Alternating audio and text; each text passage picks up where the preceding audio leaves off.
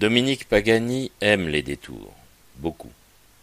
Car ce griot africain, qui serait comme né quelque part à mi-chemin entre la Corse et le Vietnam, n'a pas son pareil pour vous emmener là où il veut, parmi le chemin inconnu de son interlocuteur. Si ceci charme ses auditeurs à l'oral, il faut aussi dire que l'écrit est moins propice à ce type de transmission.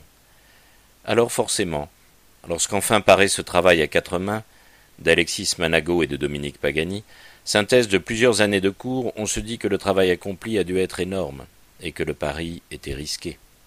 Mais en bon goldmanien, sur ce coup, on peut dire que les éditions Delga et les auteurs ont tenu ce pari et haut la main.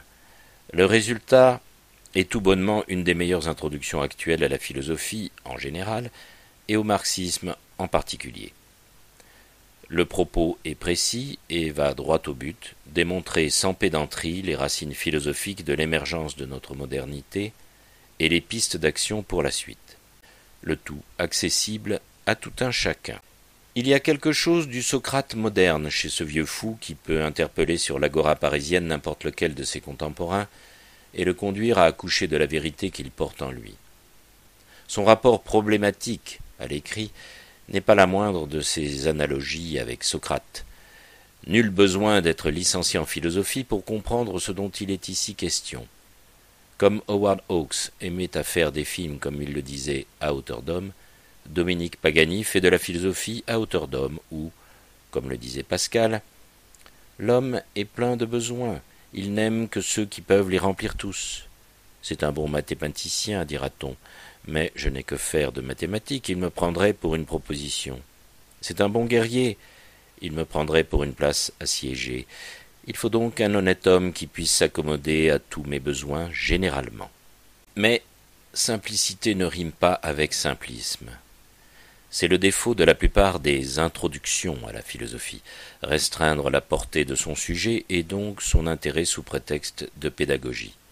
Mais en bon hegelien, Dominique Pagani ne prend pas ses élèves pour des imbéciles. C'est d'eux que viendra le savoir, pas d'un professeur adepte du marxisme de la chair. La meilleure preuve, même les agrégés de philosophie pourront y trouver leur compte, car le livre fourmille de 1000 trucs pédagogiques dont on sent qu'ils ont été testés sur des générations d'élèves. On y trouvera même quelques intuitions géniales et des références oubliées de tous les jeunes profs de philo, car, chez Dominique Pagani, le philosophe n'est jamais loin du professeur.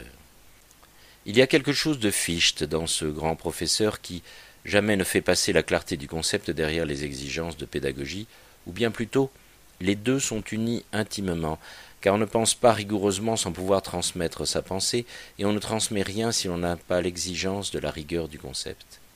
De même que Fichte pouvait faire en même temps progresser la philosophie à pas de titan avec la Wissenschaftslehre, et convertir à la Révolution française et à la philosophie progressiste de Rousseau et de Kant des générations d'étudiants dans les conférences sur la destination de l'homme, Dominique Pagani continue de faire progresser la pensée qui va de Hegel à Kluskar, en passant par Marx, Lénine, Lukács et Goldman, tout en permettant à des milliers d'élèves de pouvoir penser selon la clarté du concept et de s'émanciper de l'obscurité confortable du slogan publicitaire et du développement personnel.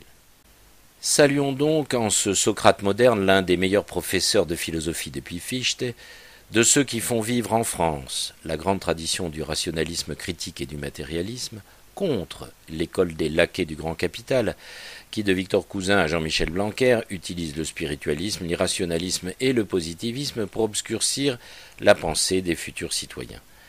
Saluons aussi le travail aussi minutieux que colossal d'Alexis Manago, qui a permis à ce livre de voir le jour et sous une forme parfaitement adaptée à son contenu. De brefs chapitres qui convergent tous vers la conclusion. On voit là le résultat d'une collaboration aussi originale que réussie. Bref, un livre à mettre absolument entre toutes les mains, de 7 à 77 ans, voire même un peu au-delà.